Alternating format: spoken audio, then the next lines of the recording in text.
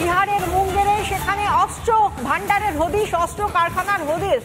Bihar STF এর তরফ থেকে সেখানে হানা দেওয়া হয় এবং তারপর বিহার এসটিএফ ও স্থানীয় থানার যৌথ তল্লাশি। গোপন সূত্রে খবর পেয়ে মুঙ্গেরে কলকাতা পুলিশের এসটিএফ এর হানা, বিহার এসটিএফ ও স্থানীয় থানার যৌথ তল্লাশি, উদ্ধার বিপুল পরিমাণ অস্ত্র, গ্রেফতার করা হয়েছে দুজনকে। বিহারের মুঙ্গেরে অস্ত্র কারখানার হদিশ, কলকাতা পুলিশের এসটিএফ এর হানা। গোপন সূত্রে খবর পেয়ে মুঙ্গেরে হানা দেয় কলকাতা পুলিশের এসটিএফ এবং সেই সঙ্গে বিহার এসটিএফ ও স্থানীয় থানার যৌথ তল্লাশিও। উদ্ধার বিপুল পরিমাণ অস্ত্র, গ্রেফতার 2।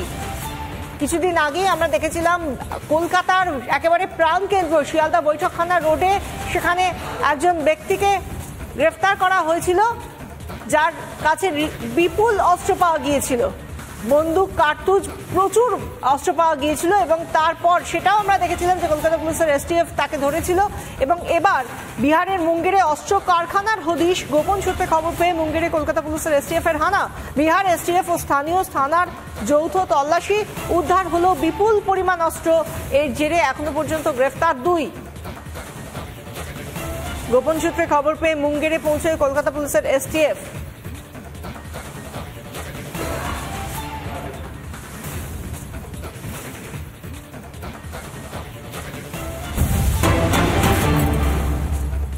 এবার চোখ রাখবো ভাটপাড়ার দিকে। ভাটপাড়ায় গতকাল যেভাবে একজন তৃণমূল নেতাকে সামনে থেকে গুলি করে 3 জন দুষ্কৃতী তারা এসেছিল বলে জানা যায়, গুলি করে পালিয়ে যায় এবং তারপর একজনকে গ্রেফতার করা হয়েছে যার নাম কাউসার আলী।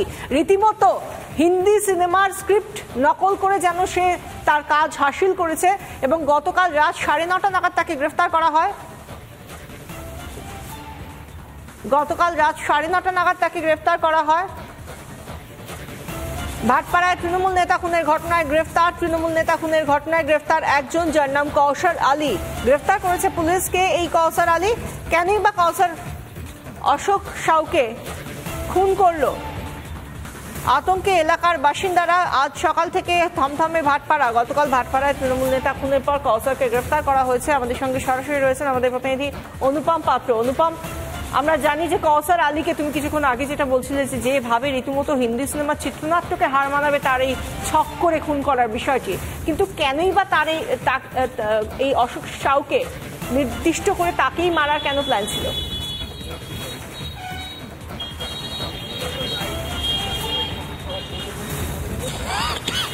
দেখো, পুরনো শত্রুতার জেরেই এই গোটা ঘটনাটি ঘটিয়েছে এমনটাই কিন্তু প্রাথমিকভাবে জানা যাচ্ছে। তবে এর পেছনে কোনো রাজনৈতিক উদ্দেশ্য আছে কিনা সেটা খতিয়ে দেখা হবে। আজকে বেলা 11টার সময় তাকে কোর্টে প্রডিউস করা হবে। এই মুহূর্তে জগদ্দল থানায় রয়েছি। জগদ্দল থানাতেই কিন্তু অ্যারেস্ট করে গতকাল রাত থেকে এখানে রাখা হয়েছে। তোমায় জানিয়ে রাখি যে জগদ্দল থানার কেস নাম্বার হচ্ছে 409/24 এবং সেকশন যেগুলো দেওয়া হয়েছে 115, 117/2, 118, 103 এবং 25/27 আর্মস অ্যাক্ট দেওয়া হয়েছে। অর্থাৎ এই কাউসার আলীর বিরুদ্ধে কিন্তু একাধিক ধারায় মামলা ইতিমধ্যে রুজু হয়েছে। আজকে কোর্টে প্রডিউস করা হবে। পুলিশ সূত্রে যেটা আমরা জানতে পারছি যে পুলিশ তাকে নিজেদের হেফাজতে চাইবে, কারণ শুধু কাউসারের পক্ষে একেবারে সাত সকালবেলা এই ধরনের ঘটনা ঘটানো কার্যত অসম্ভব।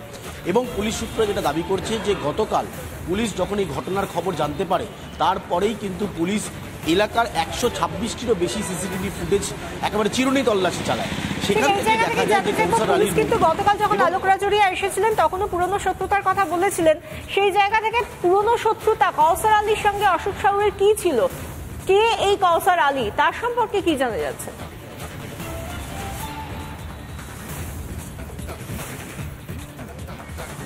দেখো, তোমায় জানিয়ে রাখি যে কাউসার আলী কিন্তু জগদ্দলেরই বাসিন্দা এবং এই যে অশোক সাউ, সে 2019 সালে তৃণমূল কংগ্রেসের ওয়ার্ডের প্রেসিডেন্ট ছিলেন।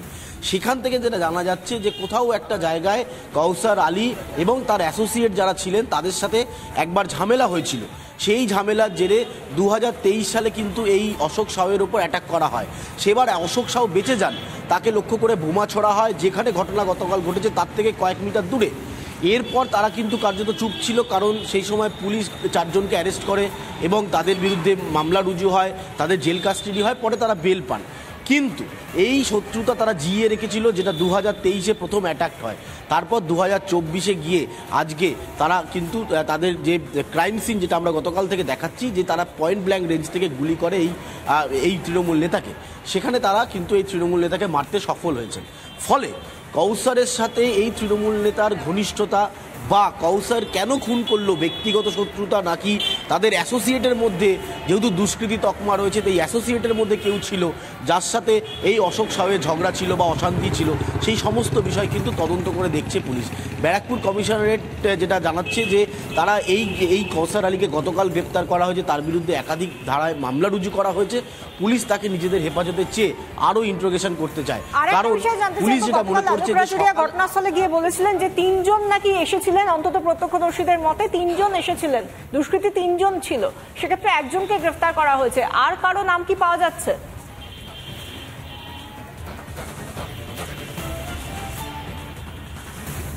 একদমই তাই। দেখো, এখনো 3 জনের নাম রয়েছে, অর্থাৎ 3 থেকে 4 জনের মধ্যেই গোটা ঘটনাটি ঘটানো হয়েছে, কিন্তু পুলিশ এই মুহূর্তে সেই নামগুলো প্রকাশ্যে আনতে চাইছে না, কারণ দুষ্কৃতীদের নাম প্রকাশ্যে আনলে তারা অ্যালার্ট হয়ে যেতে পারেন। ফলে পুলিশের র্যাডারে কিন্তু আরও 3 জন রয়েছে যারা জগদ্দল, কাকিনাড়া, ভাটপাড়া এই অঞ্চলের বাসিন্দা। বাইরে থেকে কাউকে সুপারি কিলার আনা হয়েছিল কিনা সেটাও কিন্তু দেখা হচ্ছে। অর্থাৎ যেটা আমি বলছিলাম যে এরা যে একটা টিম তৈরি করেছিল একে মারার জন্য অশোক সাউকে, সেই টিমের মধ্যে সদস্য সংখ্যাটা পুলিশ জানতে চাইছে। বাইরে থেকে কোনো ক্রিমিনালকে এখানে আনা হয়েছিল কিনা ভাড়া করে, নাকি যারা দুষ্কৃতী হিসাবে চিহ্নিত রয়েছেন এই অঞ্চলে তারাই এই গোটা ঘটনাটি ঘটেছে। ফলে এগুলো এখন আলোচনার মধ্যে রয়েছে, বিষয়গুলো জানার চেষ্টা করছে পুলিশ। ইতিমধ্যেই একজনকে গ্রেপ্তার করা হয়েছে, তার বিরুদ্ধে একাধিক ধারায় মামলা রুজু হয়েছে, আর কিছুক্ষণের মধ্যে থানা থেকে তাকে বার করা হবে, তারপর কোর্টে নিয়ে যাবে। ফলে সব মিলিয়ে কৌসার আলী নামে এক ব্যক্তিকে গ্রেপ্তার করা হয়েছে এই গোটা ঘটনায়, এমনটাই কিন্তু পুলিশ সূত্রে জানা যাচ্ছে। ধন্যবাদ অনুপম। আমরা কথা বলছিলাম সরাসরি থানা, জগদ্দল থানার সামনে থেকে ছিলেন আমাদের প্রতিনিধি, আমাদের সঙ্গে ছিলেন অনুপম পাত্র।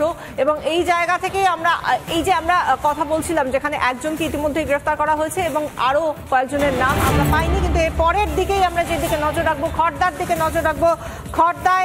খড়দায় আমরা যেটা জানতে পারছি যে খড়দা থেকে গ্রেফতার 3 বাংলাদেশি, খড়দা থেকে গ্রেফতার 3 জন বাংলাদেশি, খড়দার 3 জায়গা থেকে গ্রেফতার, 3 জনই অনুপ্রবেশকারী বলে খবর পাওয়া যাচ্ছে। গ্রেফতার করে খড়দা থানার পুলিশ।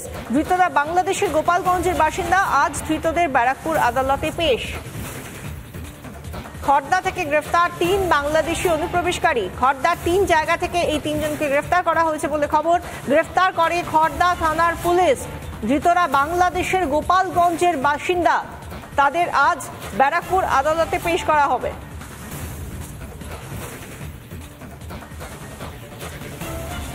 খড়দা থেকে গ্রেফতার করা হলো 3 বাংলাদেশি অনুপ্রবেশকারীকে। 3 জনকে খড়দার 3 জায়গা থেকে গ্রেফতার করেছে পুলিশ। খড়দা থানার পুলিশ তাদেরকে গ্রেফতার করেছে। ধৃতরা বাংলাদেশের গোপালগঞ্জের বাসিন্দা। আজ ধৃতদের ব্যারাকপুর আদালতে পেশ। তাদের ছবি আমরা দেখাচ্ছি।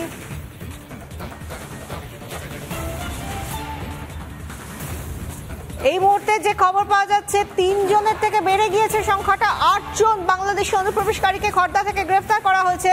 খড়দা থেকে 8 বাংলাদেশিকে গ্রেফতার করা হয়েছে খড়দারই 3 জায়গা থেকে। খড়দা থানার পুলিশ তাদেরকে গ্রেফতার করেছে। ধৃতরা বাংলাদেশের গোপালগঞ্জের বাসিন্দা। আজ ধৃতদের ব্যারাকপুর আদালতে পেশ।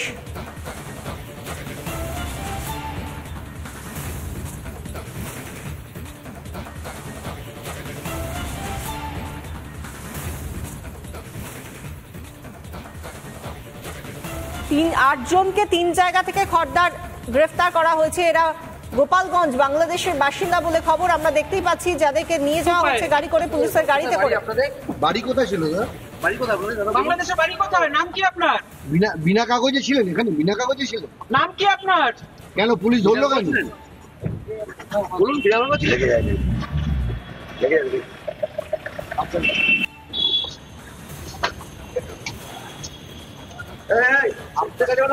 কোনো কাগজ ছিল না? কোনো কাগজ ছিল না দাদা? কোনো কাগজ ছিল না? তোমাদের কাছে কোনো কাগজ ছিল না? তোমাদের কাছে কোনো কাগজ ছিল না দাদা?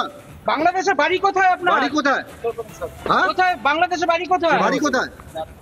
কিভাবে আসলেন আপনারা অবৈধ উপায়ে? কোথায় বাড়ি আপনাদের? বাড়ি কোথায় ছিল দাদা? বাড়ি কোথায়?